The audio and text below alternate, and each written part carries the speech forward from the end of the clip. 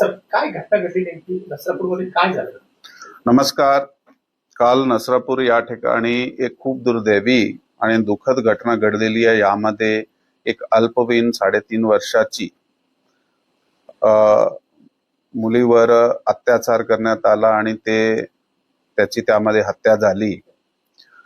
या प्रकरण पोलिसाकडे काल ज्यावेळी रिपोर्ट झाला, साधारण संध्याकाळी घटना काही 3:30-4 वाजताच्या दरम्यानची आहे आणि 4:15 वाजता ज्यावेळी पोलिसाकडे हे रिपोर्ट झाला तर तातडीने आम्ही त्याचा शोध सुरू केला, आरोपीचा शोध सुरू केला आणि 1 ते 1.5 तासाचे दरम्यान आम्ही हे आरोपी जे आहे त्याला ताब्यात घेतला. परंतु दुर्दैवाने तेव्हापर्यंत त्याचे अत्याचार होता ते झालेला होता आणि ती हत्या झालेली होती.